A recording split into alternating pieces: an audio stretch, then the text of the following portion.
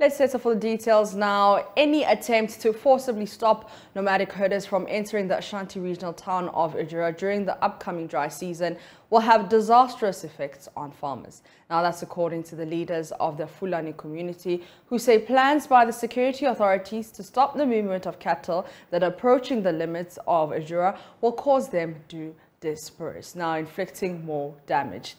This comes after the Ejura Traditional Council declared a ban on the activities of nomadic herdsmen in protection of farms amidst security concerns. Ejura has more in this report.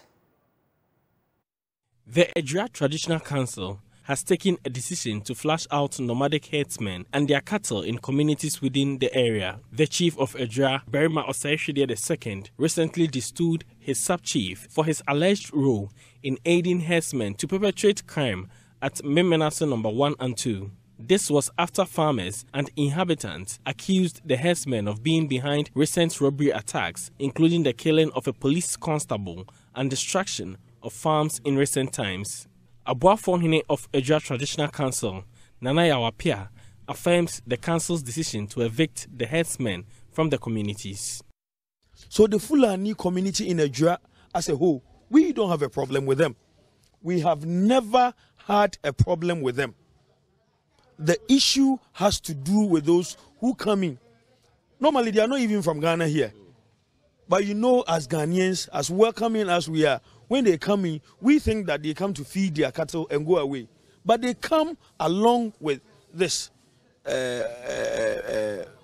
robbery, kidnapping, and destruction of farm produce. So we've resolved that enough is enough. The leadership of the Fulani community in Ghana, however, says the use of force to stop migrating cattle may cause the animals to disperse, which may lead to destruction of many farms. General Secretary of the Tabita Palaku International, Yakubu Musa Bari, suggests the traditional authority soften its stance on the matter.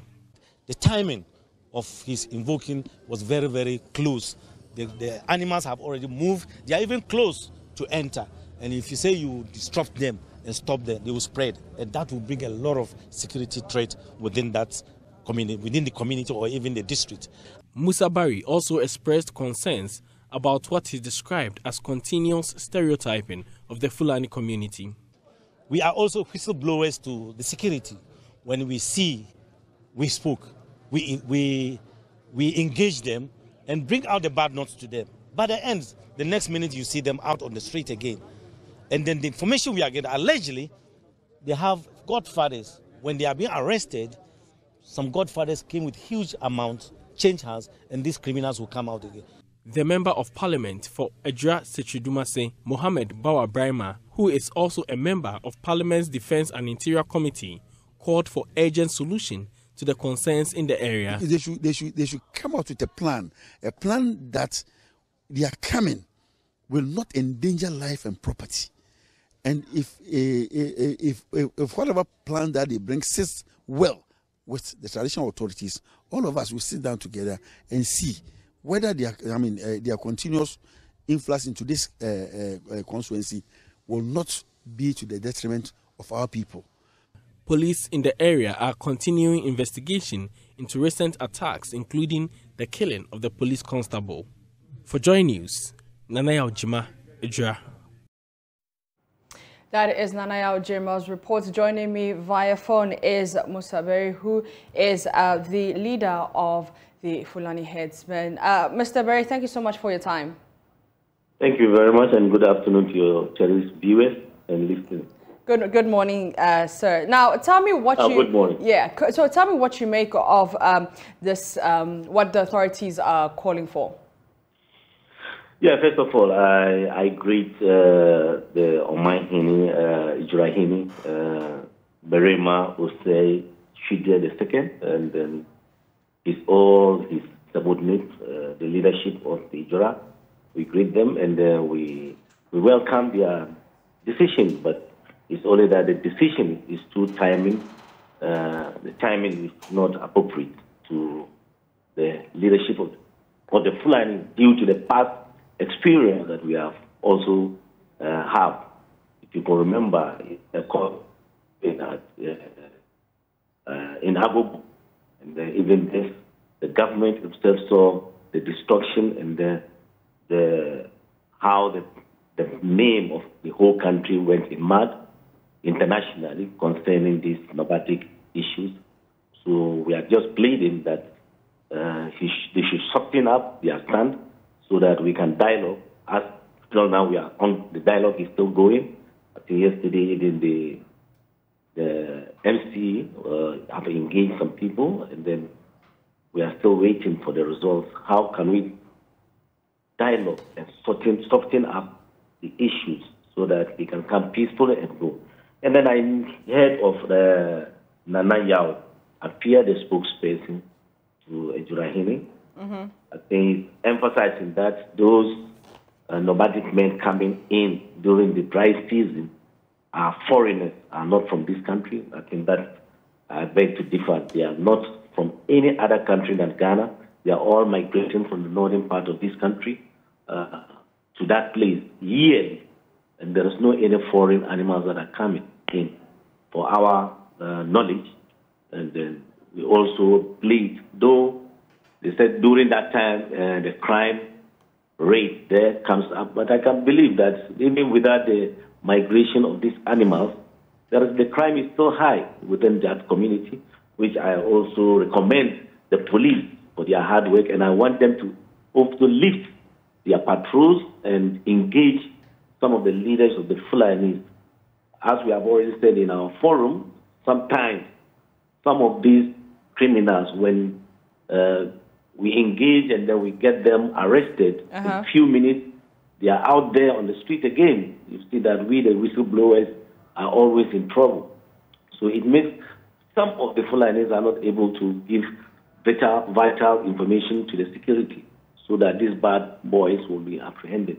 And then also, if they say a herdsman, it's not only the Fulanis that are herdsmen, and not only Fulani cattle that are coming there. Most of these animals are also belonging to the indigenous of this country. Yeah. And then the herdsmen too, it's not only Fulanis that are being herdsmen. We have these Konkombes, and we have Dagombes, we have even the Akan. Some of them even herds the animals. So that's why we shouldn't conclude that it is only the Fulanis that are herdsmen in this country. We have various tribes who are herdsmen. When you go to the Volta region, we have these airways. Some of them are even herdsmen. They are down, the Dangui. All of them are herdsmen. But when it comes to these issues, we only focus Fulani. So that issue too have to be addressed. It's not only the Fulanis that are herdsmen in this country. We have various tribes that are also herdsmen. Although I think most of the herdsmen are Fulanis, but the animals doesn't belong to them. I think 80% of the animals belongs to the citizens of this country. That's why we are also pleading to Nana. We should soften up. The timing is inappropriate. So Mr. Barry, you say the timing is not appropriate. What does that exactly mean? Yes, if they always come in here until the rain starts, then they go back to their various places of origin. So we could have engaged this issue earlier before this time. As I already said, our checks have made that they have already moved, and these are animals that we are talking about. When you disturb them in certain points where they normally come, it will bring a serious danger to the farmers themselves and even the security. That's why we are also pleading to Nana. You should soften up. Let's dialogue. Let's see this season. If you don't want them in your district next year, then we throw up a roadmap to that, so that before then, they coming in knows where they have to go. Because, yes, as we said, the ECOWAS give them the right to move, but not to come and destroy or come and cause any havoc within any place that they find themselves. But yet, our security men have to rise to the expectation. During this time, they have to raise their patrols and then get all perpetrators in book. And then we are also advising the security to help us, when these perpetrators are being apprehended. I feel like some will not be even charged to court, allegedly, because these criminals are also out on the street again. Not only the Fulani, but most of the criminals that if the whistleblower gives details that they are being apprehended. I mean, so the Ejura Traditional Council has these concerns about the Fulani community coming in and out. Is there any way we can monitor their movements to at least, you know, somehow settle their concerns? Yes, we can do that. But that's what I'm saying, that we could have done that months back during the rainy season. We can engage and then make a roadmap. Maybe the farmers, after harvesting, even the farmers need these people, the animals to come and breathe, to fertile the land for them. That is another aspect of it. But we could have engaged about 3 or 4 months back. But this is the time. This is the season has already come. They have moved. They are very close to the community. So if you stop them there, maybe they will even destroy more than what if they come in.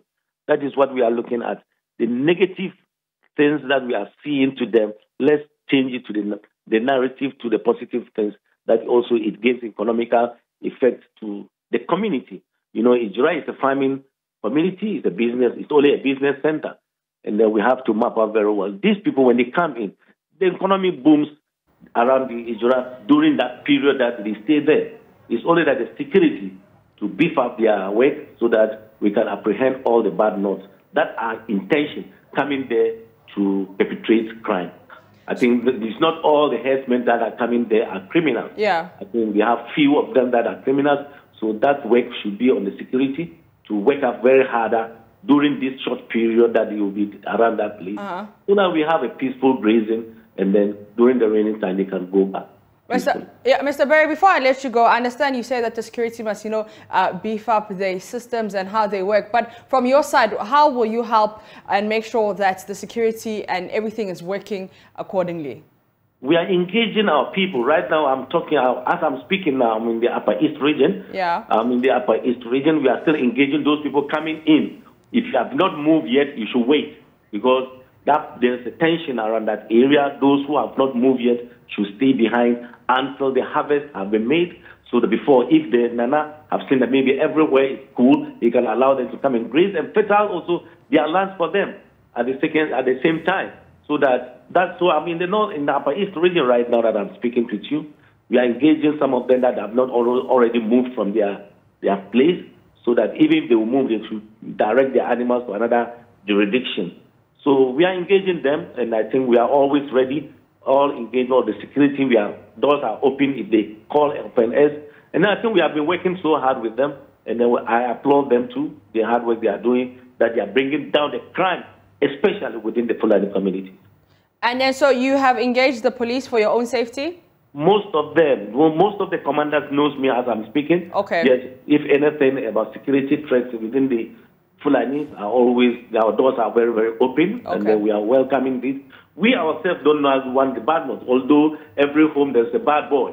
So, but the Fulani has been coming so much that now we have to get closer to the security agencies so that we work out and then bring out the bad notes out of it, so that we can even restore our good name that we have before in Ghana. All right. Thank you very much. That is Mr. Musa Ober, who's the leader of the Fulani community in Ghana. We'll be bringing you updates on that story in our subsequent bulletin.